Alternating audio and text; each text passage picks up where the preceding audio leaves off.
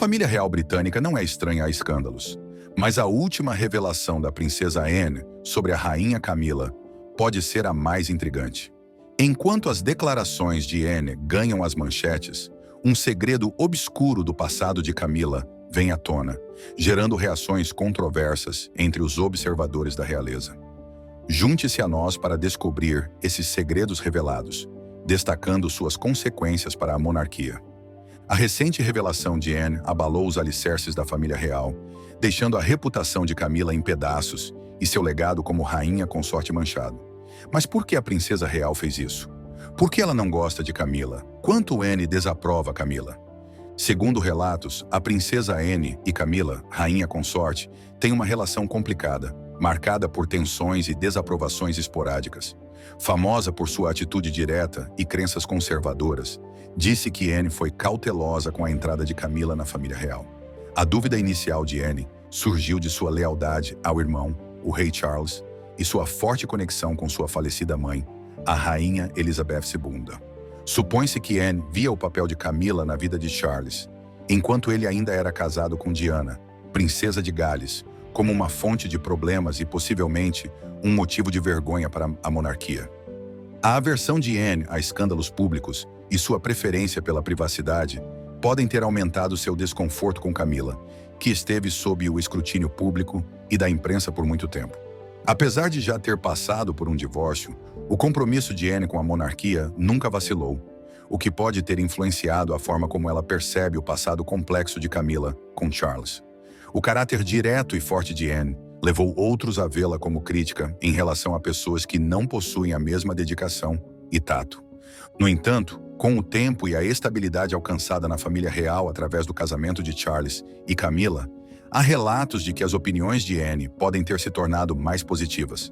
Ela reconheceu a capacidade de Camila de ajudar Charles em seus deveres como rei, junto com sua paixão por causas de caridade e lealdade à coroa, o que provavelmente influenciou sua decisão de deixar de lado ressentimentos pessoais e concentrar-se em garantir a estabilidade futura da monarquia. Agora, a pergunta é: por que tanto ódio? Vamos explorar sua relação e as causas dessa disputa interna e desacordos. A família real sempre atrai substancial atenção pública, já que tanto suas vidas pessoais quanto públicas despertam grande curiosidade. Apesar de seus fortes esforços para manter uma reputação pessoal impecável, todos já enfrentaram sua dose de controvérsias. A relação entre a princesa Anne, única filha da rainha Elizabeth, e a rainha Camila, segunda esposa do rei Charles III, é uma dinâmica particularmente fascinante dentro da família. Camila casou-se com Charles em 2005, quando ele ainda era o próximo na linha de sucessão ao trono, mas sua relação com Anne remonta a muito antes. O início de sua amizade é notável. Camila esteve envolvida no círculo social real desde jovem. Na década de 1960, como debutante em Londres, ela tinha conexões com a alta sociedade da cidade, o que lhe permitiu socializar regularmente com a realeza em partidas de polo e outros eventos prestigiosos. Anne facilitou o primeiro encontro entre Charles e Camila em 1970 e os eventos posteriores estão documentados. No entanto, a dinâmica entre Camila e Anne enfrentou desafios, mostrando os diversos aspectos das relações reais. Segundo o Express, Camila, que na época se chamava Camilla Parker Bowles, foi apresentada a Charles pela princesa Anne. Seu encontro não seguiu as normas habituais. O encontro inicial aconteceu em um evento de polo em 1970, onde Camila destacou-se por sua característica atitude destemida. Segundo relatos, ela disse a Charles que sua bisavó havia se envolvido com seu tataravô, sugerindo que eles compartilhavam uma conexão. Essa declaração ousada certamente chamou atenção, mostrando sua confiança e sagacidade. Em 2005, observou-se que a princesa Anne manteve uma atitude muito distante em relação à rainha Camila durante seu casamento com o rei Charles III. Esse sentimento não era exclusivo de Anne. Vários membros da família real mostraram pouco entusiasmo pelo casamento, incluindo a rainha Elizabeth II, que optou por não participar da cerimônia, revelando um descontentamento na família real, evidente nas fotos preparadas, com a rainha Elizabeth e o príncipe Philip visivelmente afastados do casal, dificultando captar interações familiares felizes. Essa marcada distância física foi interpretada como um claro sinal de desconforto. James também notou que a atitude fria da princesa Anne refletia sua relutância em mostrar afeto ou dar elogios. O trato distante de Anne para com Camila não foi um evento isolado. Ela também manteve distância da princesa Diana. Relatos da mídia indicam que Anne tinha a mínima tolerância por Diana, especialmente desaprovando sua relação com a mídia. Anne, com suas crenças tradicionais sobre a monarquia e responsabilidades reais, frequentemente chocava-se com a postura contemporânea de Diana. O compromisso de Anne com a tradição pode explicar por que ela continua distante de Camila, já que valoriza mais o protocolo real do que as relações pessoais. Até hoje, o comportamento de Anne é visto como um reflexo de sua inabalável dedicação aos princípios tradicionais da monarquia. A escritora real Penny Junor destacou que Camila estava muito ciente da atitude distante de Anne e, por muito tempo, mostrava-se hesitante ao redor dela, após casar-se com o rei Charles III. Camila enfrentou inúmeros desafios durante sua transição de duquesa para rainha. Camilla Rosemary Shand nasceu em Londres em 17 de julho de 1947. Diferente de Charles e Diana, que vieram completamente de um ambiente de classe alta, Camila teve uma infância incrivelmente animada e feliz, vivida principalmente no campo de East Sussex. Ela tinha um forte vínculo com seus irmãos e seus pais, Bruce e Rosalind Shand, que desempenharam um papel importante em sua criação. Famosa por sua personalidade extrovertida e ativa, Camila mostrou pouco entusiasmo durante seus anos escolares. Após concluir seus estudos, Camila trabalhou brevemente como secretária e depois como recepcionista para a Colfax and John Fowler Decorators, mas acabou sendo demitida por chegar atrasada após uma noite de festa. Segundo Penny Junor, no livro The Duchess, Camila não demonstrava interesse em seguir uma carreira, viajar ou frequentar a universidade. Seu principal objetivo era casar-se com um homem rico da alta sociedade e levar uma vida social no campo, cercada por cavalos, cachorros, crianças e empregados. No verão de 1971, Camila conheceu o príncipe Charles, considerado o solteiro mais cobiçado do mundo. Camila, que era 16 meses mais velha que Charles, sentiu uma atração instantânea, especialmente pelo príncipe de Gales, que era um pouco desajeitado. Charles admirava o modo como Camila sorria com os olhos e a boca, e ambos compartilhavam um senso de humor semelhante. O casal começou a namorar, e Charles descreveu o relacionamento como alegre, tranquilo e satisfatório. Eles se casaram no Guildhall de Windsor em 9 de abril de 2005, 8 anos após a morte da princesa Diana. Apesar da oposição dos príncipes Harry e William ao casamento, ambos compareceram à cerimônia. A rainha Elizabeth II, como líder da Igreja da Inglaterra, optou por não assistir devido aos divórcios anteriores de Charles e Camila. Após o casamento, Camila, agora conhecida como Duquesa da Cornualha, iniciou um caminho de serviço público. Camila e Charles demonstravam uma forte conexão amorosa em suas aparições públicas, em claro contraste com as tensas interações entre Charles e Diana antes da separação. Funcionários do palácio acreditam que Camila desempenha um papel crucial na vida do palácio, ajudando Charles em seu trabalho, especialmente por ele ser conhecido como uma pessoa complicada. Um simples olhar dela era capaz de mudar o clima à mesa quando ele estava de mau humor. A rainha Elizabeth II faleceu em 8 de setembro de 2022, após um impressionante reinado de 70 anos. Após uma longa espera, o rei Charles III assumiu o trono e Camila foi nomeada rainha consorte. A coroação, realizada na Abadia de Westminster em 6 de maio de 2023, foi assistida por 20 milhões de pessoas no Reino Unido. O evento mostrou a majestade associada à família real e, apesar de algumas objeções, ocorreu sem problemas. A presença marcante da princesa Anne chamou a atenção, destacando-se em forte contraste com Camila. No início de 2024, após o diagnóstico de câncer do rei Charles III, a rainha Camila assumiu corajosamente mais responsabilidades, tornando-se a representante pública da monarquia durante esse período desafiador.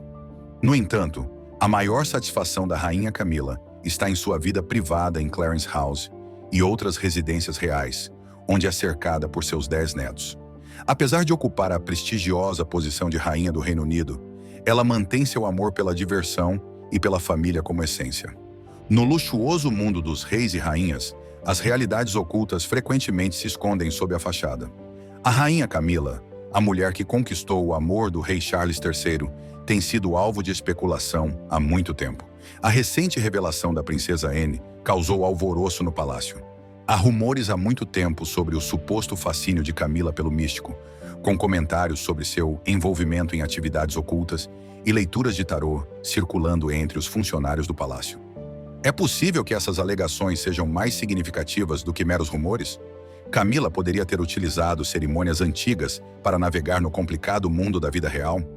O público e a família real estão avaliando o alcance de sua influência por trás das portas fechadas do palácio devido à sua conexão com essas atividades misteriosas. Essas histórias simplesmente adicionam ao mistério que envolve a vida real. Surgem mais perguntas sobre o que pode estar oculto sob sua aparência tranquila, aumentando o enigma. A relação entre a rainha Camila e a princesa Anne enfrentou obstáculos, possivelmente devido aos laços comuns com um homem em particular. Dizem que Anne e Andrew Parker Bowles tiveram uma forte conexão romântica na década de 1970. No entanto, a família real interveio quando surgiram conversas sobre casamento, principalmente porque as crenças católicas de Andrew entravam em conflito com a filiação de Anne à Igreja da Inglaterra. Embora o amor deles não tenha se extinguido completamente, Andrew conheceu Camila posteriormente, resultando em seu casamento em 4 de julho de 1973, na Capela da Guarda, seguido de uma recepção no Palácio de St. James. Muitos membros da família real estiveram presentes, como a rainha-mãe e a princesa Margaret, com Anne também comparecendo, possivelmente experimentando uma pontada de ciúmes. A verdadeira essência do relacionamento entre Andrew e Camila ainda não está clara. O rápido desenvolvimento de sua relação, especialmente considerando o passado de Andrew com Anne, levanta questões. Após o casamento, Camila continuou a manter um vínculo forte com Charles, que se transformou em um relacionamento romântico no final da década de 1970. O príncipe visitava frequentemente a casa de Camila e Andrew Parker Bowles, onde ela organizava reuniões amigáveis com vinho e descontração. Interagia com ele como se ainda fossem muito próximos e não hesitava em apontar seu mau comportamento ou falta de consideração. Penny Jr. descreve no livro The Duchess como Camila representava uma companhia genuína. O livro de Andrew Morton, Diana, Sua Verdadeira História, causou uma mudança significativa na vida pessoal de Camila em 1992, levando a um maior escrutínio da mídia, comentários negativos e comparações com a princesa Diana. O infame incidente Tampon Gate em 1993 piorou a situação, expondo conversas privadas entre Charles e Camila. O escândalo em torno do relacionamento de Camila está bem documentado, mas é interessante pensar que Camila, anteriormente conhecida como Camila Parker Bowles, pode ter sido motivada a perseguir Charles como uma resposta ao relacionamento de Andrew com Anne. Segundo relatos, o envolvimento de Camila com Charles teria sido uma forma de vingança contra seu ex-companheiro, Andrew Parker Bowles, que supostamente ainda mantinha laços emocionais com Anne. A natureza recíproca dessa situação sugere que, se Andrew não tivesse sido infiel, Camila talvez não tivesse buscado um relacionamento com Charles. Apesar dos desafios dentro da família real, como a presença da rainha Camila, a princesa Anne mantém um forte vínculo com Andrew Parker Bowles. Andrew é padrinho de Zara Phillips, filha de Anne, enquanto o rei Charles III é padrinho de Tom Parker Bowles, filho de Camila e Andrew. O vínculo estreito de Andrew com a família real é reforçado por sua longa conexão que remonta à infância, já que seu pai era amigo próximo da rainha-mãe. Seu papel como pajem na coroação da rainha Elizabeth II, em 1953, destaca essa relação. Em 2021, uma fonte real revelou a um jornalista que a princesa Anne sempre viu Camila como uma oportunista. Segundo relatos, Anne começou a afirmar sua posição mais enfaticamente à medida que os papéis de Camila e do príncipe Charles se expandiram naquele ano. O informante também mencionou que Anne ficava frustrada com a dinâmica de sua relação, já que raramente tinha a oportunidade de ter conversas privadas com o irmão. Foi mencionado ainda que, enquanto Camila buscava superar os problemas do passado, Anne continuava guardando antigos rancores. Após a coroação de 6 de maio de 2023, houve relatos de que a princesa Anne teve uma conversa com Camila sobre os detalhes de seu novo título. Observadores reais sabem que a rainha Elizabeth II desejava que Camila fosse reconhecida como rainha consorte, mas após a morte da rainha, Camila assumiu o título de rainha de maneira não oficial, sem o qualificativo de consorte. Segundo o informante, Anne expressou seu desconforto com a distinção do título pouco depois da coroação. No dia seguinte ao evento, Charles, Camilla e um grande grupo da família real compareceram a um concerto repleto de artistas famosos como Lionel Richie e Katy Perry. Zara Tindall, filha de Anne, e seu marido Mike, assim como Peter Phillips, filho de Anne, e sua namorada, Lindsay Wallace, estiveram notavelmente presentes. No entanto, Anne optou por não comparecer à prestigiosa ocasião para descansar, já que tinha um compromisso real importante no dia seguinte. Essa escolha é consistente com sua imagem bem estabelecida como um dos membros mais diligentes da família real. Em 2022, ela liderou os compromissos reais com um impressionante total de 214, superando significativamente Charles, que realizou 181 compromissos. Seu compromisso com a monarquia e sua atitude pragmática geraram ampla admiração. Optar por evitar um concerto em favor de suas responsabilidades oficiais exemplifica sua adesão ao protocolo real. As intrincadas regras sobre quem deve se curvar para quem dentro da família real são regidas tanto por normas estabelecidas quanto por costumes que os indivíduos podem seguir ou ignorar. Desde a ascensão ao trono do rei Charles III e a elevação de Camila à rainha consorte, houve mudanças notáveis no protocolo. Agora, aqueles que encontram o rei devem se curvar ou fazer uma reverência e chamá-lo de Sua Majestade, para depois se referir a ele como Senhor, após as cortesias iniciais. Por outro lado, Camila não é mais obrigada a se curvar a nenhum membro da família real, incluindo a princesa Anne, embora provavelmente demonstre deferência a outros monarcas globais como um gesto de respeito. No entanto, a situação é complicada devido a uma regra estabelecida em 2005 pela falecida Rainha Elizabeth II, que estipula que princesas nascidas na família real, como a princesa Anne ou a princesa Charlotte, têm precedência sobre mulheres que se casam com membros da família como Camila. A princesa Anne, em particular, tem sido uma firme defensora dessa regra, conhecida como precedência da família real a ser observada na corte. Essa iniciativa foi apoiada tanto por Anne quanto pela princesa Alexandra, que dedicaram suas vidas ao serviço real e questionaram a necessidade de se curvar para Camila, uma figura que na época não era universalmente aceita. Um ex-membro da corte relatou ao Daily Mail que a princesa Anne demonstrou frieza notável em relação a Camila, afirmando explicitamente sua recusa em ser cortês com ela. É raro que a reservada e confiável princesa real expresse publicamente suas opiniões sobre questões pessoais, já que ela tipicamente prioriza seus deveres e mantém uma distância digna de controvérsias. Por isso, seus comentários francos sobre o desempenho de Camila como monarca foram particularmente reveladores, especialmente considerando sua relação historicamente tensa. Devido aos recentes problemas de saúde do rei Charles e às contínuas demandas de ser o monarca britânico, tem-se observado uma notável tensão em seu casamento com a rainha consorte Camila. Relatos indicam que a rainha está profundamente angustiada, já que enfrenta supostamente uma batalha constante com o marido. A conexão entre o rei Charles e Camilla Parker Bowles manteve-se principalmente privada por muito tempo, já que ambos eram casados com outras pessoas. O alcance de seu amor permaneceu desconhecido do público até que conversas telefônicas escandalosas foram tornadas públicas.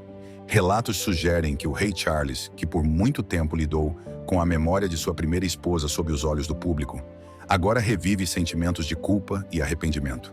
Fontes da família real sugerem que esses sentimentos desencadearam um período de reflexão em Clarence House, provocando conversas sobre como homenagear o legado da princesa Diana enquanto avançam como um casal coeso. A recente viagem à Austrália foi um grande desafio para a resistência física e emocional do rei Charles. Apesar desses obstáculos, o monarca continua dedicado às suas responsabilidades reais, uma dedicação que ainda lhe rende respeito e admiração nos círculos reais. Apesar da decisão do Palácio de Buckingham de manter silêncio sobre esses assuntos pessoais, o momento desses eventos parece significativo. Camila expressou preocupação com a pesada carga de trabalho de seu marido e o incentivou a reconsiderar. Em um documentário, Annabelle Elliot, irmã de Camila, discutiu a relação de sua irmã com o rei, retratando Camila como consistentemente leal e emocionalmente estável. O casal tem interesses diferentes, o que beneficia a relação, pois a paixão de Camila pelo aprendizado, seu amor pela leitura e sede de novas ideias se destacam. Por sua vez, Charles possui uma ampla gama de interesses, garantindo que sempre tenham temas de conversa. Enquanto isso, na Austrália, o rei Charles e a rainha Camila interagiram com pessoas apaixonadas por causas tradicionalmente apoiadas pela realeza. Inicialmente, rumores indicavam que Charles faria sua primeira visita oficial como rei ao Canadá. Mas a viagem foi adiada na primavera, devido a um diagnóstico de câncer que não foi divulgado. Apesar da aparente unidade e boa reputação pública da família real, dizem que estão surgindo conflitos de poder dentro do palácio. Narges, conflitos internos na realeza. A família real britânica tem uma rica história de desacordos internos e decisões cruciais, e o capítulo atual não é exceção. A família está se preparando para sua viagem anual ao Castelo de Balmoral, na Escócia, onde uma conversa importante sobre o futuro da monarquia está por vir. Este ano, o príncipe William visa implementar um plano de reestruturação significativo que gerou controvérsia, especialmente com a rainha Camila, o príncipe Harry e o príncipe Andrew. William já iniciou os preparativos para essa cúpula, que abordará a reestruturação financeira e operacional da Casa Real. Um elemento central de seu plano inclui reduzir os custos de pessoal, eliminando posições consideradas desnecessárias, o que impactaria o filho de Camila, suas filhas, sua irmã, além do príncipe Harry e do príncipe Andrew.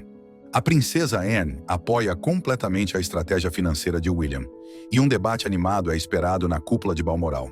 Relatos sugerem que o rei Charles está inclinado a apoiar as propostas de seu filho após cuidadosa reflexão, embora seja esperado que a rainha Camila se oponha. Além disso, a visão de William inclui expandir a participação dos membros mais jovens da realeza, reassumindo deveres atualmente realizados pela rainha Camila.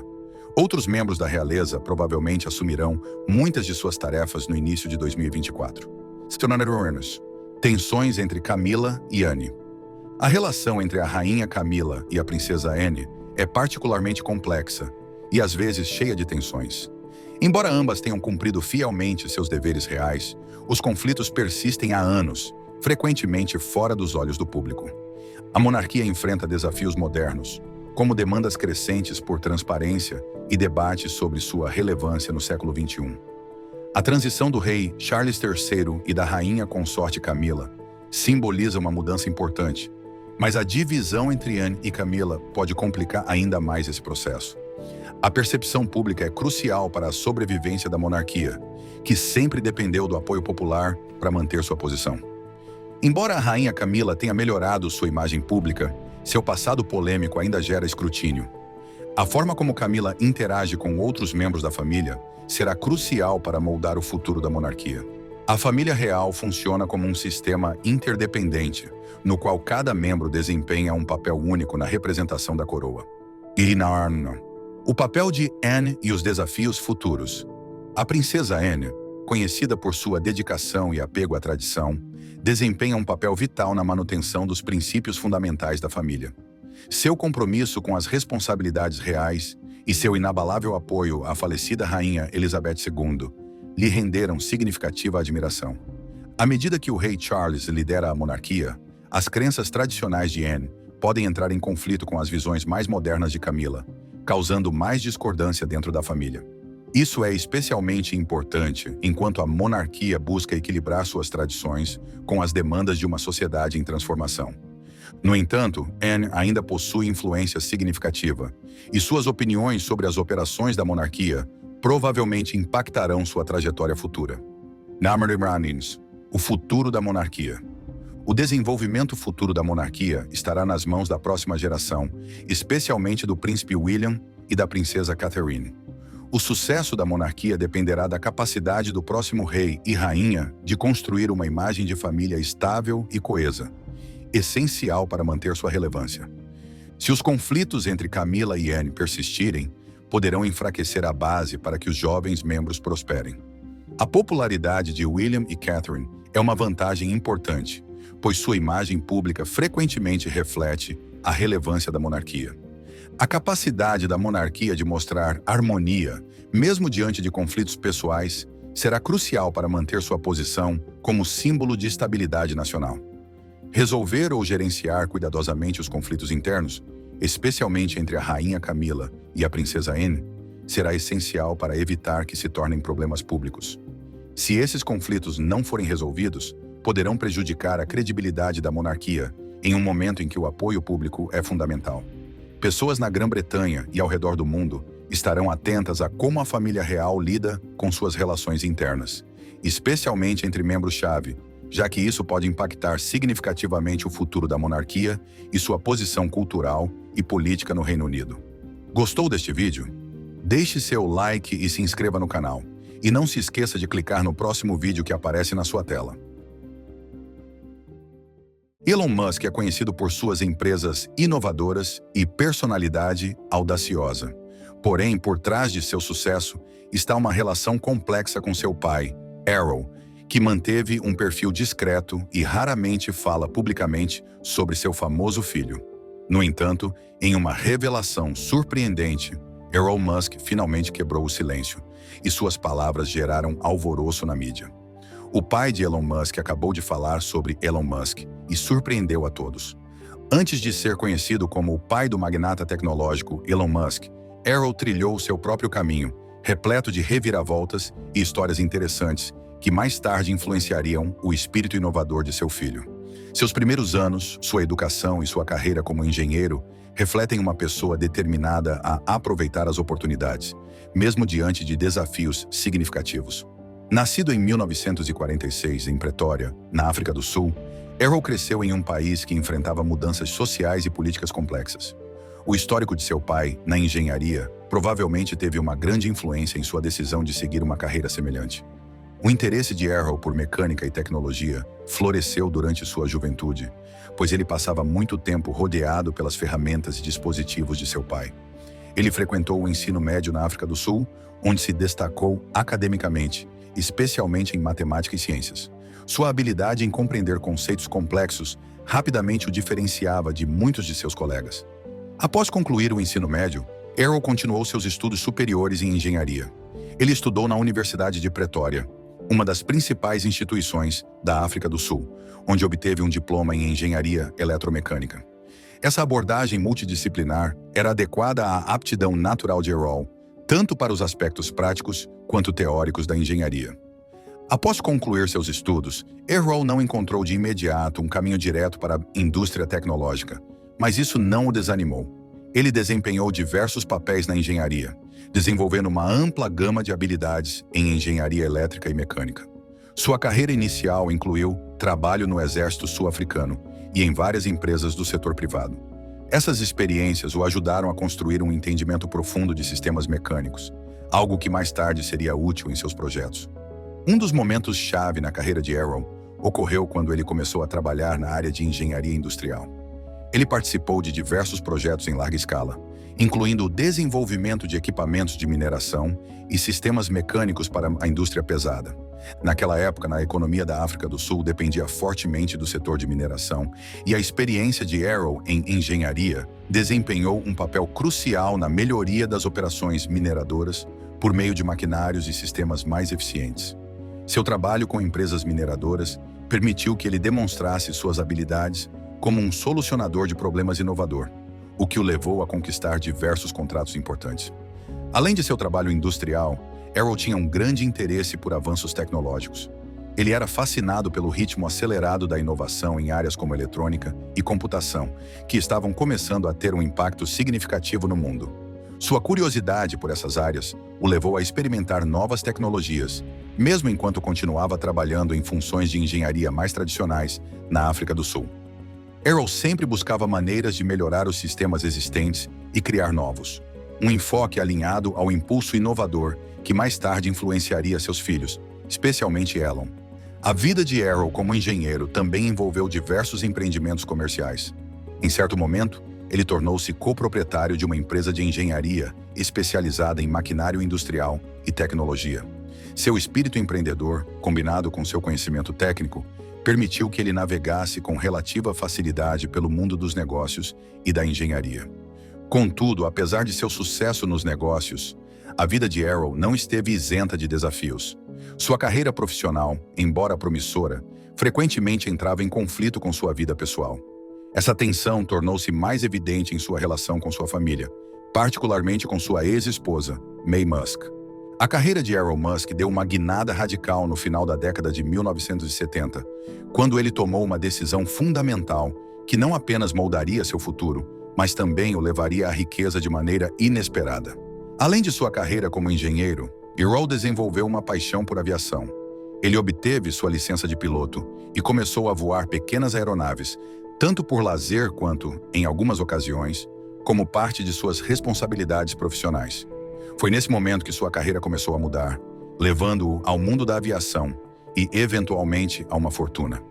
Durante a década de 1970, Arrow passou a voar com mais frequência, incluindo viagens de negócios para seus diversos projetos. Um dia, enquanto sobrevoava a zona rural da Zâmbia, algo chamou sua atenção. Uma mina de esmeraldas aparentemente negligenciada e subutilizada. A visão da mina despertou a curiosidade de Arrow. Com seu conhecimento em engenharia, mecânica e recursos, não demorou muito para que ele considerasse as possibilidades. Arrow tomou uma decisão que eventualmente o levaria a um novo mundo de riqueza e oportunidades. Ele comprou a mina. A compra não foi apenas um golpe de sorte, mas uma decisão calculada. Arrow sabia que a mina tinha potencial, mesmo que não fosse evidente para outros. Ele enxergou algo que outros não viram.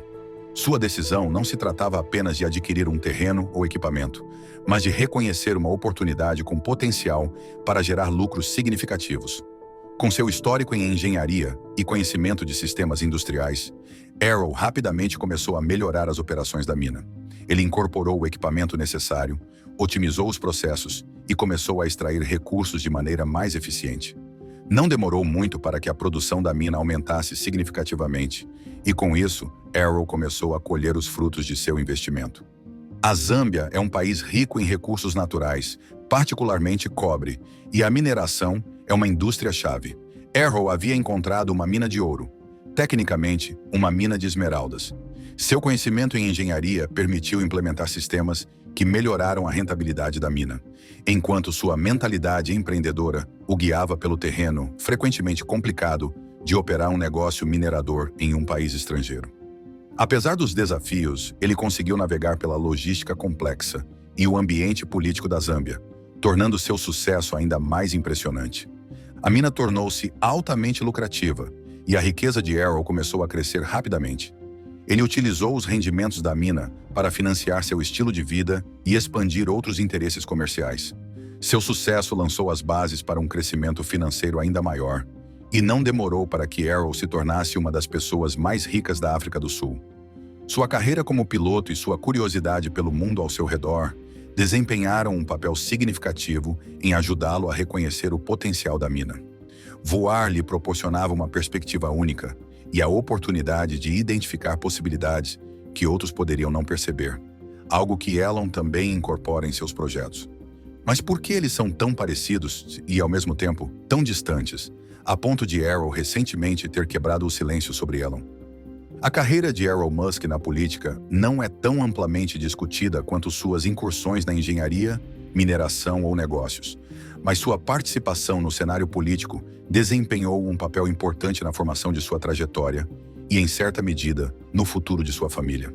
Diferentemente de muitos políticos cuja carreira é definida pelo serviço público, a atuação de Elon na política foi mais um interesse paralelo, vinculado às suas aspirações mais amplas. Suas atividades políticas revelam um homem que entendia a interseção entre negócios, poder e governança, e como esses elementos podiam ser usados para se apoiar mutuamente. Arrow nasceu em uma época em que o país passava por mudanças políticas significativas. Naquele momento, a África do Sul vivia sob o sistema de apartheid, o que moldou a vida e a carreira de Arrow, embora ele não estivesse diretamente envolvido nas lutas políticas da época. Seu foco inicial era construir uma carreira bem-sucedida na engenharia, mineração e, eventualmente, na política. Durante as décadas de 1970 e 1980, Arrow não era apenas um homem de negócios com uma operação mineradora bem-sucedida. Ele também mantinha um olhar atento ao cenário político da África do Sul, onde o regime do apartheid estava em pleno vigor. O país estava sob o domínio rígido de uma minoria branca. E embora Arrow não tenha se oposto ao regime de maneira notável e pública, ele sabia como navegar no sistema para avançar em sua própria carreira. Como um empresário com uma fortuna crescente, estava bem posicionado para estabelecer conexões políticas que beneficiariam tanto ele quanto seus negócios. Na África do Sul, o poder político e empresarial muitas vezes estavam estreitamente interligados. A riqueza de Arrow, proveniente da mina, deu-lhe acesso a uma rede de pessoas influentes, e seu entendimento do sistema político permitiu-lhe desempenhar um papel na política local e até nacional, embora de forma discreta. A política sul-africana, naquele momento, era dominada em grande parte pelo Partido Nacional, o grupo que mantinha as políticas de apartheid. No entanto, os negócios de Arrow abrangiam múltiplos setores, alguns dos quais se beneficiavam das políticas do governo. A indústria mineradora, central para a economia sul-africana, era fortemente influenciada por decisões governamentais, e Arrow sabia como navegar a relação complexa entre interesses empresariais e o sistema político. A participação política de Arrow pode ser melhor entendida no contexto de suas ambições empresariais. Embora no início ele não estivesse envolvido em candidaturas ou cargos públicos, seu sucesso nos negócios exigia que ele mantivesse boas relações com aqueles no poder. Suas interações com políticos e funcionários governamentais faziam parte de sua estratégia para garantir que seus interesses comerciais prosperassem. Eventualmente, isso lhe permitiu ganhar influência em certos círculos, e ele foi eleito como independente para representar Sunnyside no Conselho da cidade de Pretória. Mais tarde, juntou-se ao Partido Progressista Federal e até concorreu nas eleições de 1981. Contudo, sua carreira política foi breve, já que ele renunciou ao partido apenas 2 anos depois. Embora a atividade política de Arrow não tenha sido marcante, Elon falou publicamente sobre suas visões em relação ao sistema do apartheid e como a posição de sua família na África do Sul influenciou sua decisão de deixar o país em meados da década de 1990. Embora as opiniões políticas pessoais de Arrow possam não ter sido um fator determinante em sua carreira, o ambiente em que ele operava deixou uma marca indelével em seus filhos. Recentemente, ele também deixou sua marca ao quebrar o silêncio sobre Elon. A perspectiva de Elon Musk sobre família e paternidade, particularmente seus pontos de vista sobre ter filhos, revela muito sobre seu caráter e como ele encarava a vida. Como um homem com forte impulso para o sucesso, Arrow via a família de maneira muito prática, frequentemente entrelaçando sua vida pessoal com suas metas mais amplas. Seus pontos de vista sobre ter filhos, especialmente como pronatalista, alinhavam-se com sua mentalidade de maximizar o potencial da vida. Ele valorizava a família, mas também acreditava que ter filhos fazia parte de um propósito maior, que envolvia a criação de um legado. A visão de Arrow como pronatalista pode ser rastreada até suas próprias experiências familiares e suas aspirações de ver seus filhos darem continuidade ao seu nome e trabalho. Ao longo de sua vida, ele deu grande importância à ideia de deixar um legado, e para ele, isso significava ter filhos que pudessem continuar construindo sobre o que ele havia começado. Sua perspectiva sobre paternidade estava profundamente enraizada no desejo de transmitir seu conhecimento, riqueza e ambição, vendo a família como uma extensão de seu sucesso. A relação de Arrow com seus filhos é multifacetada e abrange muitos anos. Ele teve vários filhos com diferentes parceiras, e sua abordagem à paternidade foi uma mistura de envolvimento direto e distância. Quando jovem, Arrow era ambicioso e determinado, o que, às vezes, significava que sua carreira e metas pessoais tinham prioridade sobre passar tempo com a família. Contudo, apesar da falta ocasional de proximidade emocional, os filhos de Arrow cresceram entendendo sua determinação para ter sucesso e sua crença na importância de manter um legado familiar. Arrow teve um total de 3 filhos em seu primeiro casamento com Mae Musk, uma modelo e nutricionista. Elon, Kimball e Tosca.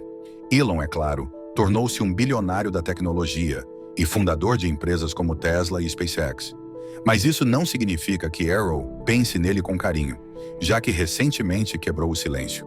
Kimball seguiu um caminho mais convencional nos negócios e, mais tarde, se envolveu na indústria alimentícia, fundando restaurantes e iniciativas relacionadas à comida. Tosca, sua única filha, tornou-se cineasta e produtora. Os 3 filhos são agora bem-sucedidos por mérito próprio. A relação de Arrow com seus filhos, particularmente com Elon, tem sido complexa. Embora ele tenha sido um pai de apoio em certos aspectos, suas interações frequentemente vinham acompanhadas de um senso de expectativa. Arrow queria que seus filhos tivessem sucesso e levassem adiante o nome Musk, mas nem sempre foi o pai mais emocionalmente disponível. Seu foco no trabalho e no próprio sucesso frequentemente fazia com que suas relações pessoais, incluindo as com seus filhos, ficassem em segundo plano. Ainda assim, as lições que ele transmitiu, embora nem sempre por meio de mentorias diretas, foram evidentes nos caminhos que seus filhos seguiram posteriormente em suas vidas. Apesar de seu sucesso e riqueza, Errol também não escapou de controvérsias. Suas relações com alguns de seus filhos, particularmente com Elon, foram caracterizadas por tensão e conflitos. A decisão de Elon de deixar a África do Sul e buscar uma carreira nos Estados Unidos, longe da influência de seu pai, é um testemunho dessa dinâmica complicada. No entanto, o impacto de Errol nas ambições de seus filhos, independentemente dos sentimentos pessoais, permanece inegável. Seus filhos, para o bem ou para o mal, carregaram adiante o impulso pelo sucesso e pela realização que ele lhes inculcou. Elon Musk e seu filho Elon Musk compartilham muitas semelhanças notáveis, especialmente no que diz respeito à determinação, intelecto e visão ambiciosa da vida. Ambos demonstraram uma capacidade extraordinária para a inovação e uma busca incansável pelo sucesso. No entanto, apesar dessas semelhanças, a relação entre eles tem sido frequentemente marcada pela distância e pela tensão. No centro dessa conexão está o fato inegável de que Errol teve uma influência profunda sobre Elon, particularmente nas primeiras etapas de seu desenvolvimento. Elon frequentemente menciona o quanto aprendeu com o pai, especialmente sobre engenharia e resolução de problemas. Durante sua infância, Elon esteve exposto à mente afiada de Errol e à sua paixão por tecnologia, o que ajudou a moldar o profundo interesse de Elon por ciência e engenharia. Errol, à sua maneira, era engenheiro, empresário e uma pessoa com visão de futuro. Ele inculcou em Elon a importância de pensar criticamente, resolver problemas de forma criativa e sempre desafiar os limites do possível. Elon acredita ao pai o incentivo às suas habilidades em engenharia, destacando que Errol lhe ensinou a importância do conhecimento técnico e de entender os funcionamentos internos das coisas. Errol era um pensador prático, alguém que podia visualizar e compreender sistemas de maneiras que outros não conseguiam. Elon relembra momentos da infância em que trabalhava ao lado do pai, observando sua abordagem para resolver problemas. Essas experiências formativas despertaram o interesse de Elon pela engenharia e o levaram às inovações revolucionárias que mais tarde definiriam sua carreira. No entanto, apesar dessas qualidades compartilhadas, a relação entre pai e filho não foi isenta de complexidades. O vínculo entre Errol e Elon frequentemente foi distante e tenso, marcado por uma desconexão emocional e uma falta de compreensão mútua. Embora Errol tenha estabelecido as bases do conhecimento técnico de Elon, a relação emocional entre eles ficou longe de ser ideal. Elon já mencionou como era difícil se conectar com o pai em um nível pessoal. Quando criança, ele frequentemente sentia que Errol era emocionalmente distante, mais focado no trabalho e em suas próprias ambições do que em seu papel como pai. Esse senso de distância emocional só se aprofundou com o tempo, e Elon admitiu que achava difícil lidar com o foco intenso de Errol em suas próprias metas e carreira. Ao longo da vida, Errol foi profundamente ambicioso, frequentemente colocando seu sucesso pessoal e profissional acima de suas relações familiares. Ele era movido por sua própria visão de sucesso, buscando constantemente oportunidades para aumentar sua riqueza e influência. Embora essa busca incansável tenha indiscutivelmente contribuído para seus feitos financeiros, também criou uma divisão entre ele e seus filhos, especialmente Elon. Outra razão para a distância entre eles está nas diferenças fundamentais em suas visões de mundo. Enquanto Errol acreditava na importância da riqueza, do legado e do status, a visão de Elon era centrada na inovação e em transformar o mundo para melhor. Errol se concentrava em negócios práticos, vendo-os como meios para criar riqueza e garantir um legado. Elon, por outro lado, enxerga seu trabalho como uma forma de desafiar os limites do que a humanidade pode alcançar, seja colonizando Marte ou revolucionando a indústria automobilística com veículos elétricos. Essas diferenças são parte da razão pela qual Errol decidiu quebrar o silêncio. Mas antes, é importante entender mais sobre essa relação tensa. Embora muitos esperem que o vínculo entre pai e filho seja construído sobre respeito mútuo e apoio, a dinâmica entre Errol e Elon tem sido tudo menos convencional. Elon já falou abertamente sobre sua relação complexa com o pai. Apesar de reconhecer a influência de Arrow em seu desenvolvimento intelectual, especialmente em engenharia, Elon deixou claro que nutre fortes sentimentos de ressentimento em relação ao pai. Um dos principais pontos de tensão na relação deles decorre do papel de Arrow como pai. Elon expressou repetidamente sua insatisfação com a forma como foi tratado durante a infância. Ele mencionou que Arrow era emocionalmente distante e ausente. A infância de Elon não foi marcada pela afeição e apoio que muitas crianças recebem de seus pais. Em vez disso, Arrow parecia mais focado em suas próprias ambições. A vida pessoal de Arrow, particularmente seus casamentos, também desempenhou um papel na relação tensa. Arrow foi casado com May, mas o casamento não durou, e eles se divorciaram quando Elon ainda era criança. O divórcio foi difícil para Elon, que mais tarde o descreveu como um dos eventos mais dolorosos de sua infância. Segundo Elon, o comportamento de seu pai durante o casamento e o divórcio contribuiu para um sentimento de abandono que perdurou até a vida adulta. Elon já afirmou que sentiu que o pai havia abandonado a família, não apenas emocionalmente, mas também fisicamente. Segundo ele, as prioridades de Arrow estavam frequentemente voltadas para seus próprios interesses, em detrimento do bem-estar dos filhos. Esse ressentimento em relação ao papel do pai na dinâmica familiar tornou-se mais evidente com o tempo, especialmente à medida que Elon alcançava mais sucesso e refletia sobre sua criação de forma crítica. A relação de Elon Musk com Elon tem sido marcada por dinâmicas complexas e uma série de conflitos emocionais. Agora, ao quebrar seu silêncio sobre Elon, Arrow deixou claro que a relação entre eles continua distante. Roger Waters, o gênio criativo por trás de álbuns lendários como The Dark Side of the Moon e The Wall, deixou o Pink Floyd em 1985, deixando os fãs se perguntando se uma reunião seria possível algum dia. Agora, aos 81 anos, Waters acaba de revelar o que todos temíamos, abordando as questões persistentes sobre a ruptura profunda que o manteve separado de David Gilmour. De conflitos explosivos a confrontos recentes, continue assistindo este vídeo enquanto exploramos a história não contada por trás da separação do Pink Floyd e as mínimas chances de um retorno. Em 1943, Roger Waters nasceu no tranquilo vilarejo de Great Bookham, em Surrey, Inglaterra, em meio às sombras deixadas pela Segunda Guerra Mundial. Tragicamente, seu pai, um soldado britânico, morreu em combate quando Waters tinha apenas alguns meses de vida, uma perda que ressoaria ao longo de sua vida e mais tarde em sua música. Criado por sua mãe protetora e politicamente progressista, Mary, o jovem Waters cresceu cercado por valores de pacifismo e justiça social, temas que influenciariam profundamente seu futuro trabalho com o Pink Floyd. Após a guerra, Mary se mudou com Roger e seu irmão mais velho para Cambridge, imergindo-os em uma comunidade cheia de energia intelectual.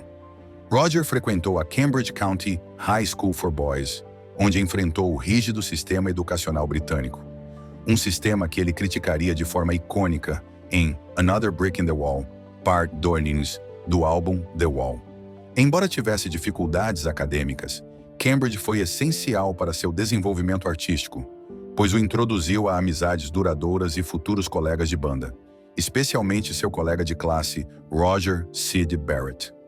Em 1962, após um breve período estudando engenharia mecânica na Universidade de Manchester, Waters deixou a faculdade para viajar pela Europa e Oriente Médio.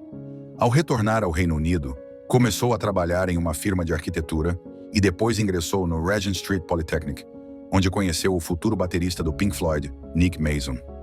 Waters demonstrava interesse por música desde muito jovem. Aos 14 anos, sua mãe notou seu amor pela música e lhe deu um violão. Embora inicialmente mostrasse pouco interesse em tocá-lo, logo isso se tornaria uma característica definidora de sua vida. No entanto, sua verdadeira trajetória musical começou quando conheceu Nick Mason. Os dois se tornaram grandes amigos e começaram a tocar juntos na banda Sigma Six, ao lado do tecladista Richard Wright. Eles passaram por vários nomes de banda, incluindo The Lodgers e The T-Set, até finalmente recrutarem Barrett em 1964. Juntos mergulharam na cena psicodélica e de blues de Londres, evoluindo seu som com letras surreais inspiradas em rimas infantis de Barrett. Embora a saída do guitarrista Bob Close os deixasse sem seu músico mais habilidoso, O estilo excêntrico de Barrett e o ímpeto incansável da banda por experimentar definiriam o som único e inovador que faria do Pink Floyd uma lenda. De 1965 a 1968, o Pink Floyd cativou o público com seu estilo único. Com Syd Barrett no comando criativo, lançaram The Piper at the Gates of Dawn, um álbum de estreia que rapidamente se tornou um clássico, com as composições excêntricas e o estilo eclético de Barrett moldando sua identidade. No entanto, à medida que o comportamento de Barrett se tornava cada vez mais errático, possivelmente devido ao uso de drogas ou a um grave declínio de sua saúde mental, a banda foi forçada a tomar uma decisão difícil. Em 1968, Barrett foi desligado da banda, deixando Waters no comando da direção criativa. Após a saída de Barrett, Waters aproveitou a oportunidade para direcionar o som do Pink Floyd para o rock progressivo, explorando profundamente temas que se tornariam a espinha dorsal de sua música. Ele encontrou um novo parceiro criativo no guitarrista e vocalista David Gilmour, amigo de Barrett, cujo estilo emotivo ajudou o Pink Floyd a alcançar um público internacional mais amplo, especialmente com a ascensão do rádio FM nos Estados Unidos, que impulsionou a banda para o outro lado do Atlântico. A influência de Waters cresceu e suas letras começaram a explorar as complexidades da guerra, da injustiça social e do isolamento pessoal. Sua energia intensa e estilo dominante levaram o Pink Floyd a novos patamares, produzindo álbuns conceituais que marcaram o cenário musical. The Dark Side of the Moon, Wish You Were Here, Kid Animals e The Wall. Não foram apenas discos, mas experiências imersivas, cada um carregado com o peso da visão introspectiva de Waters. Esses álbuns solidificaram o legado do Pink Floyd, marcando-os como uma das bandas mais inovadoras e influentes do rock. À medida que o Pink Floyd alcançava mais fama, as tensões internas também aumentavam, principalmente devido ao crescente controle de Waters sobre a direção da banda. Seu foco intenso na profundidade temática e sua personalidade frequentemente combativa começaram a desgastar seus colegas, especialmente quando ele se tornava cada vez mais crítico em relação às contribuições de Gilmour, Mason e Wright. As tentativas da banda de replicar o sucesso avassalador de The Dark Side of the Moon tornaram-se uma luta constante contra a visão criativa rigorosa de Waters, resultando em frustração e até resistência por parte dos outros membros. Quando começaram a trabalhar em The Wall, o Pink Floyd mal era reconhecido como uma banda coletiva. Em grande parte, havia se tornado um projeto pessoal de Waters. Gilmour contribuiu ocasionalmente, notavelmente em Run Like Hell e na icônica Comfortably Numb, enquanto o papel de Wright foi reduzido ao de um músico contratado para as turnês.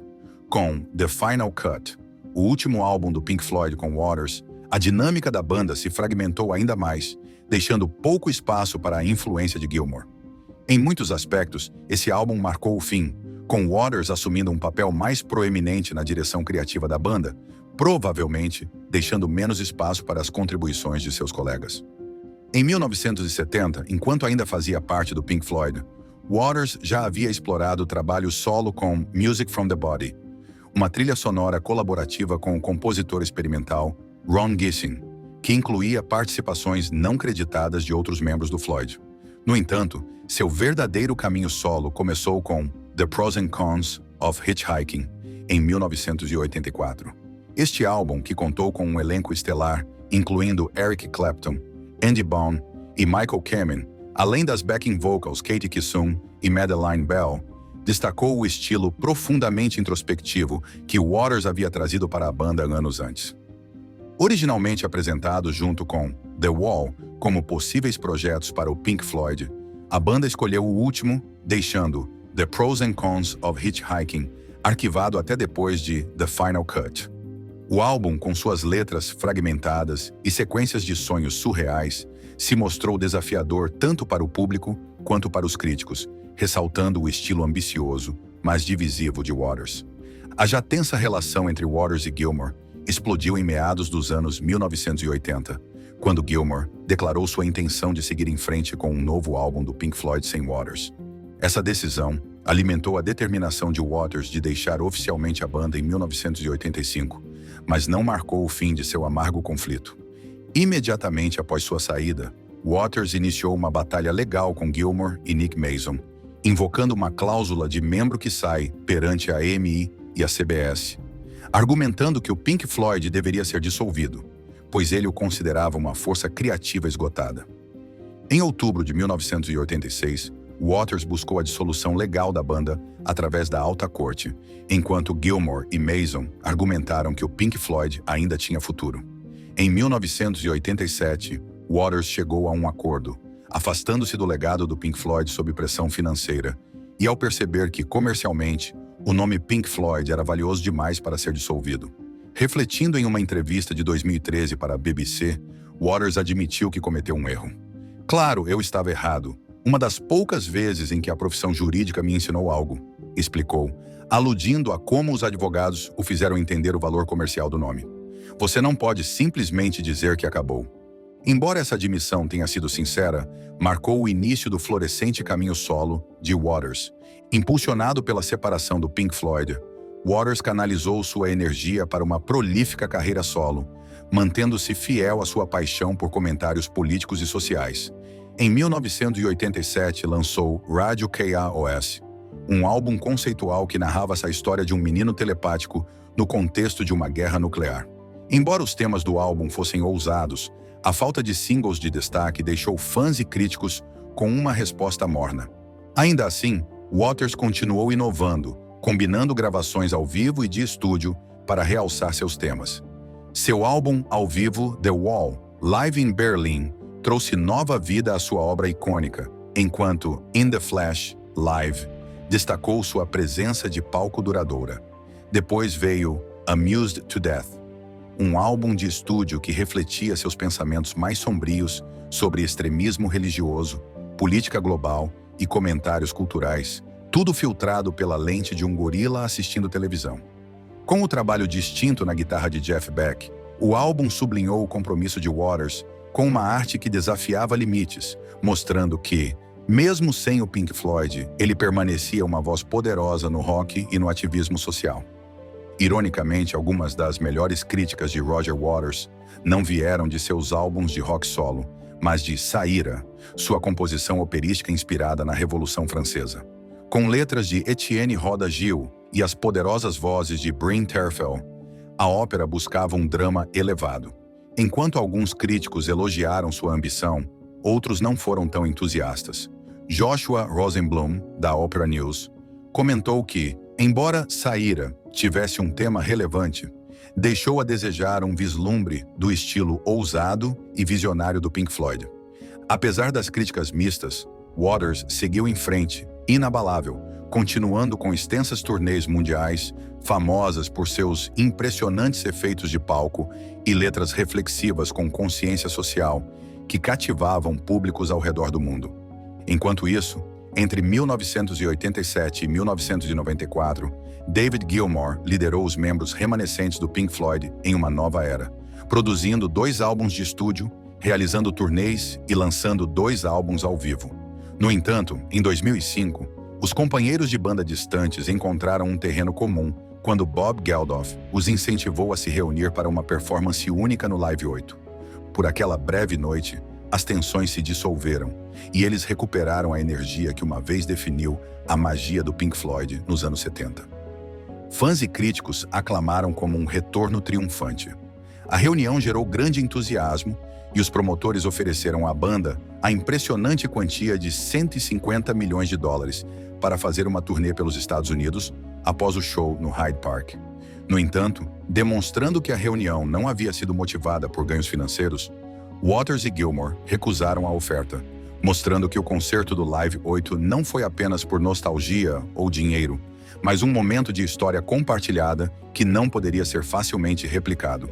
A reunião no Hyde Park foi um feito extraordinário, mostrando Waters e Gilmour deixando de lado décadas de tensões em nome da caridade e dos fãs. No entanto, aqueles que esperavam que esse raro momento de harmonia encerrasse as longas disputas entre eles, logo se decepcionaram.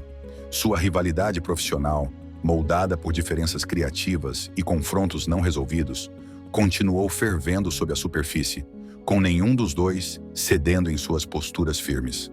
Apesar de sua personalidade frequentemente polarizadora, Roger Waters foi a força motriz por trás de alguns dos álbuns conceituais mais inesquecíveis do rock. Seus temas complexos e profundos deram forma a obras como The Dark Side of the Moon e The Wall, deixando um legado que transcende ambições individuais e captura o Pink Floyd no auge de seu poder colaborativo. Embora os trabalhos solo de cada membro tenham oferecido ideias únicas, nenhum realmente eclipsou o gênio coletivo que alcançaram juntos durante seus anos de maior esplendor. Por mais de 40 anos, metade de sua vida, Waters tornou-se tão conhecido por seu ativismo quanto por sua música. Sua postura franca sobre questões globais, desde críticas a guerras como as do Vietnã e do Iraque, até opiniões sobre conflitos internacionais, particularmente relacionados às Nações Unidas, Rússia, Ucrânia e Israel, o mantiveram em evidência. Por meio de shows, entrevistas e uma presença constante nas redes sociais, Waters continua sendo um crítico fervoroso dos abusos contra os direitos humanos e da degradação ambiental. Embora às vezes controverso, seu ativismo político reflete uma dedicação inabalável à justiça social e uma busca incansável pela paz, consolidando-se como parte essencial de seu legado duradouro. A influência de Roger Waters é profunda, entrelaçando-se tanto no mundo da música quanto na consciência social. Como pioneiro do rock progressivo, suas composições inovadoras e explorações líricas deixaram uma marca indelével em inúmeros músicos e ouvintes ao redor do mundo. Sua arte não se limita apenas à música, mas também ao seu compromisso corajoso de falar sobre questões críticas, frequentemente desafiando o status quo e lutando contra a injustiça. As posturas controversas de Waters sobre temas que vão da guerra aos direitos humanos podem dividir opiniões, mas sua voz permanece inconfundivelmente poderosa, instando as pessoas a questionarem a autoridade. Apesar da morte do visionário original do Pink Floyd, Syd Barrett, em 2006, e do tecladista Richard Wright, em 2008, a animosidade entre Waters e Gilmour persiste, tornando-se uma das rivalidades mais longas do rock. Mesmo décadas após Waters ter deixado oficialmente o Pink Floyd, as tensões ressurgem em locais inesperados, mais recentemente nas redes sociais. O conflito voltou à tona em 2020, quando Waters publicou um vídeo em seu Twitter expressando frustração por estar excluído dos canais de redes sociais do Pink Floyd. Suas críticas não se limitaram a Gilmour, mas também se estenderam à esposa deste, Polly Samson, cujas promoções de romances frequentemente apareciam nas plataformas da banda. No vídeo, Waters disse: 1,5 milhão de vocês assistiram à nossa nova versão de Mother, o que é adorável. Realmente aquece meu coração. Mas isso levanta a questão: por que este vídeo não está em um site que se chama Site Oficial do Pink Floyd? Ele continuou com palavras incisivas. David acredita que ele é dono disso. Acho que ele pensa que, porque saí em 1985, ele é o Pink Floyd, e eu sou apenas um fantasma do passado. Waters também criticou a participação de Samson, comentando: amigos frequentemente me perguntam, por que temos que assistir Polly Samson, dia após dia, mês após mês, lendo trechos como se fosse algum tipo de rotina de contação de histórias da família Von Trapp do rock? Com sarcasmo, acrescentou: nem sequer nos é permitido mencionar meus projetos no site oficial do Pink Floyd. Isso está errado. Devíamos nos levantar, ou talvez simplesmente renomear a banda como Spinal Tap, e tudo ficará maravilhoso. Em uma entrevista a Rolling Stone, em 2018, Nick Mason, baterista do Pink Floyd, refletiu sobre a disputa. É bastante estranho, honestamente. Acho que Roger não respeita completamente David. Ele vê a composição como a única coisa que importa, minimizando o trabalho na guitarra e os vocais. Acho que ele luta com o fato de que saiu, assumindo que o Pink Floyd desmoronaria sem ele. Mason, preso no meio de seus colegas de banda de longa data, acrescentou com um toque de simpatia: é bastante decepcionante, honestamente, vê-los ainda se enfrentando dessa forma. Me dou bem com ambos, e é uma pena que esses dois, nesta idade, ainda estejam em desacordo. Por sua vez, Gilmour geralmente evita se envolver diretamente nas provocações de Waters. No entanto, em uma entrevista a Rolling Stone, em 2014, ele deu declarações contundentes. Por que alguém pensaria que o que fazemos agora tem algo a ver com ele? É algo que não entendo. Roger sempre quis controle e sempre conduziu sua carreira como um comandante solitário. Ele acrescentou: a ideia de que ele se juntaria a algo democrático simplesmente não era possível. Além disso, Eu tinha 30 anos quando Roger saiu. Agora tenho 68. Isso foi a mais da metade da minha vida. Não temos mais muito em comum. Nos últimos anos, Waters fez uma tentativa ousada de reconciliação, convidando seus antigos companheiros de banda para uma reunião em um hotel próximo ao aeroporto. No entanto, o encontro rapidamente se transformou em caos, selando o destino de qualquer esperança de reconciliação entre eles. O tempo os transformou. Já não são as pessoas que colaboraram como inovadores musicais. Seus caminhos divergiram, embora o desejo de reviver sua amizade persista no coração dos fãs.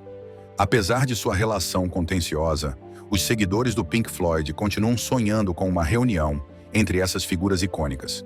Mesmo em 2022, seu conflito ressurgiu, mostrando que as chamas da discórdia ainda ardem com força.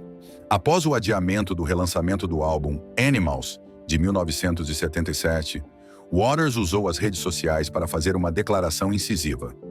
Gilmour vetou o lançamento do álbum, a menos que essas notas de rodapé fossem removidas.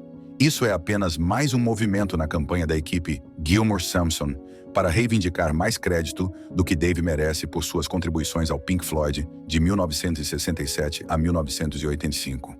Waters acrescentou: "Sim, ele é um guitarrista e cantor fantástico, mas nos últimos 35 anos contou muitas histórias exageradas sobre quem realmente fez o quê no Pink Floyd enquanto eu estava no comando." Antes desses comentários, Gilmour falou com a Rolling Stone sobre o álbum, afirmando: "Uma belíssima remixagem de Animals foi concluída, mas houve uma tentativa de incluir notas no encarte que não aprovei. Alguém está sendo teimoso impedindo o lançamento." Claramente aludindo a Waters, Gilmour acrescentou com um toque de sarcasmo: "Ele está um pouco irritado. Você sabe como ele é, pobre garoto."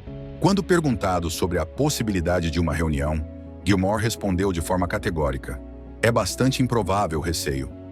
Recentemente, a rivalidade entre Waters e Gilmour tomou um rumo dramático, passando de desavenças pessoais para questões de geopolítica. Na primavera de 2022, Gilmour e o baterista Nick Mason reviveram o nome Pink Floyd com um emocionante single intitulado Hey, Hey, Rise Up. Essa colaboração, que contou com o cantor e reservista militar Andriy Klivniuk, foi um ato de protesto contra a invasão russa da Ucrânia. No entanto, Waters menosprezou o esforço em uma entrevista de 2023 ao jornal alemão Berliner Zeitung, chamando a música de conteúdo vazio e patrioteiro. Em fevereiro de 2023, Waters inflamou ainda mais as tensões ao anunciar que havia regravado o lendário álbum do Pink Floyd, The Dark Side of the Moon, sem incluir nenhum dos membros originais que contribuíram para sua criação. Em uma entrevista traduzida e compartilhada em seu site, Waters explicou que sua nova versão buscava refletir sobre os significados mais profundos do álbum, esforçando-se para capturar sua essência e alma. A reação foi imediata. Após os comentários de Waters, Polly Sampson, esposa de Gilmour e coautora, utilizou o Twitter em 6 de fevereiro de 2023 para expressar seu desdém. "Infelizmente, Roger Waters, você é antissemita até os ossos. Também é um apologista de Putin, um mentiroso, hipócrita, sonegador de impostos, misógino, megalomaníaco invejoso e que usa playback. Basta de suas besteiras." Gilmour rapidamente apoiou suas palavras, tuitando: "Cada palavra é comprovadamente verdadeira." Alguns críticos, incluindo Gilmour e Sampson, descreveram as ações e declarações de Waters em termos extremamente negativos. No entanto, muitos se perguntam o que poderia ter provocado tamanha explosão de raiva, particularmente em relação à postura de Waters sobre a invasão russa da Ucrânia. Waters tem se manifestado cada vez mais sobre a necessidade de uma solução diplomática para o conflito na Ucrânia. Em 8 de fevereiro de 2023, levou sua mensagem às Nações Unidas, oferecendo um discurso apaixonado que clamava pelo fim de todas as guerras, não apenas a da Ucrânia. Em sua intervenção, Waters enfatizou uma mudança profunda nas prioridades globais, defendendo os mais vulneráveis. Aqueles que têm fome, frio, estão doentes, oprimidos e destroçados pela guerra em todo o mundo. Ele condenou categoricamente a invasão russa da Ucrânia, dizendo: "Eu a condeno nos termos mais enérgicos possíveis." No entanto, também acrescentou: "A invasão russa da Ucrânia não foi provocada. Por isso também condeno energicamente os provocadores. Embora Waters e Gilmour tenham repetidamente afirmado que uma reunião é improvável, o desejo de reconciliação persiste entre seus seguidores. Esse desejo, embora talvez ingênuo, reflete a esperança de que possam resolver suas diferenças e dar um encerramento definitivo à história do Pink Floyd.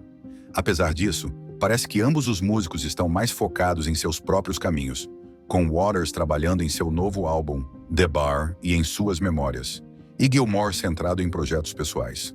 Em maio de 2023, Nick Mason, o icônico baterista do Pink Floyd, expressou que estaria aberto à ideia de uma reunião, mas reconheceu a falta de interesse tanto de Waters quanto de Gilmour. Mason aceitou a realidade de que é pouco provável que David Gilmour e Roger Waters voltem a reacender sua amizade após décadas de intensa rivalidade. Refletindo sobre essa disputa duradoura, Mason, agora com 80 anos, compartilhou uma ideia intrigante.